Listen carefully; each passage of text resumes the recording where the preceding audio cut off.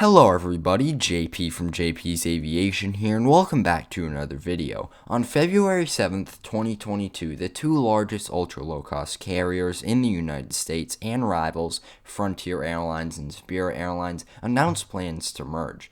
Talks of a merger between these two airlines have been rumored for many years now, because these airlines are remarkably similar. They have similar fleets, their routes and business models are alike too. This merger would create the fifth largest airline in the United States, but then on April 5th, JetBlue, a low-cost carrier, submitted a proposal to buy Spirit for a total of $3.6 billion. This would also create the fifth largest airline in the United States. Both of these acquisitions of Spirit are to better compete against the Big Four, American, Southwest, Delta, and United. So today we'll take a deeper look into the merger and the buyout to see what they mean, what could happen, and why these two airlines are trying to take over Spirit. Let's start off with the merger between Frontier and Spirit. The two ultra-low-cost carriers both operate a fleet of Airbus A320 family aircraft, with a combined order portfolio of 374 A320neo family aircraft. However, I see two slight inconveniences with Spirit's fleet joining Frontier's fleet, the first of which is the Airbus A319. Frontier just got rid of their aging A319s, and now more A319s will be joining the fleet, which by itself isn't that big of a problem because the fleets won't be fully integrated for a year or two and there are only 31 of them. However, Spirit has 31 A319neos on order to replace the A319s. So if the two airlines do end up merging, I see Frontier moving the 31 A319neo orders to the larger A320neo, which they have 76 of in their fleet already, and Spirit has 51 at the time of writing the script for this video. On the other hand, they could keep them on order because it would add a smaller aircraft into the fleet to serve lower demand routes. But the A320neo is just as efficient, so why not roll with that? The next slight inconvenience that I see is that Frontier uses a CFM56 engines on their A320 CEOs, and Spirit uses the IAE V2500s on their A320 CEOs, which could be a problem for further fleet integration down the line. But these jets will soon be phased out and replaced with the A320neo family aircraft. Some mergers can introduce totally new kinds of aircraft and new onboard products into the fleet, so this is a relatively small problem because of how similar the fleets are and how similar the hard and soft products are on both airlines. This means that the merger, if it goes through, should be relatively easy, at least easier than other mergers that we've seen before.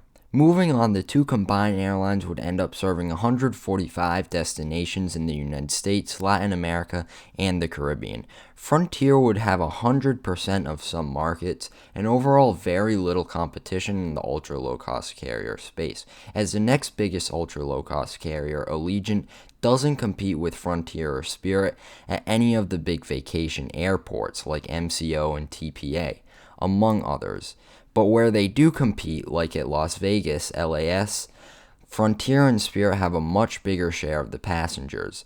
Because of this, it would allow Frontier to drive up prices, even though it claims that passengers would save money, because now there's no real competition in the ultra-low-cost carrier space for Frontier, like there was when Spirit was still around. Now, let's get down to the details of the merger. Frontier is valuing each share of Spirit at $25.83.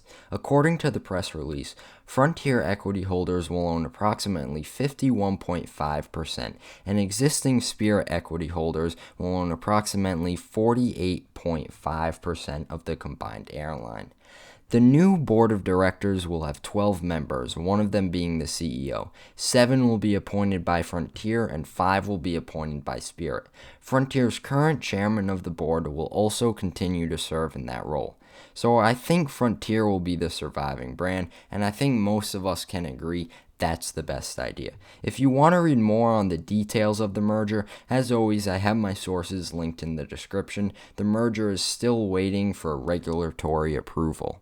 Now, let's move on to JetBlue, but let's first go back to when Alaska Airlines merged with Virgin America. JetBlue tried to acquire Virgin America, but obviously failed. So the point of bringing this up is to show that this isn't the first time JetBlue has tried to acquire another airline to better compete against airlines like Southwest and build more of a presence in different areas of the market and the country. JetBlue faces the same problem with the Airbus A319 and A319neo, so I won't waste too much time on that, but it's important to add that JetBlue operates the Airbus A220, so two small aircraft in the same fleet may not roll well. Unlike the relatively smooth time I think Frontier will have with merging with Spirit, I think JetBlue will have a much harder time because of how different the two airlines are. Just look at how different the onboard product is. JetBlue has free IFE screens, comfortable seats, and above all a much better reputation. If the buyout goes through and the merger doesn't with Frontier, Spirit planes are going to have to be sitting on the ground losing money a few at a time for multiple days so JetBlue can retrofit them with the new JetBlue interior, which is something that still has to be done with the Frontier merger. But it's more of a pressing matter for JetBlue because JetBlue can't sell Spirit's product as JetBlue, unlike how Frontier can sell Spirit's product as Frontier. We have seen brand takeovers successful in the past, and there is a blueprint for it, and obviously JetBlue has a plan, but they're still complete opposite airlines, and it's going to be interesting to see how it goes down. So this brings up the question, why is JetBlue trying to buy Spirit? I think most of it is actually defensive buying. Losing out on Virgin American really hurt JetBlue because Alaska Airlines was able to build up a bigger presence on the West Coast and took away some of the lower cost transcon market from JetBlue.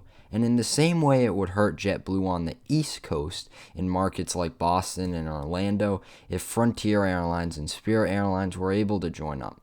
So basically I feel like the only main reason JetBlue is going after Spirit is to stop Frontier from getting it. However, this would help JetBlue compete better against Southwest and the other big four as I mentioned previously. But also by taking over Spirit, JetBlue could expand into more of the southern vacation market, domestic and international, and more destinations that they currently don't serve now. The buyout still needs to be approved by both airlines, but if it goes through, it would cost JetBlue about $3.6 billion. JetBlue is valuing each share of Spirit at $33. That's $7.17 more than Frontier is valuing it at. And if it did work out, it would still need to be approved by regulators. At the end of the day, I personally think Frontier and Spirit will end up merging because some people high up in Spirit will have a say and be able to keep their high position at the new airline. And the name Frontier may not even stick. The new airline may be rebranded. But because of how JetBlue values Spirit, that also has a chance. You just never know. You also have to remember that the government still needs to approve it. And if they don't approve either one of these, then Spirit is going to end up staying. I think as long as Spirit is taken up by Frontier or JetBlue, it's a win for Frontier, not Spirit, because either way, Frontier will have supreme rule over ultra-low-cost carriers. Now, obviously, if Spirit goes to JetBlue, they'll still have competition from Allegiant because the airlines are similar in size, but if they were to acquire Spirit, then there would be almost no competition. I want to know what you think about the whole situation in the comment section below. Let me know. Thank you all so much for watching. If you're still watching at this point, thanks for sticking around, and I'll see you all next time on JP's Aviation. Goodbye.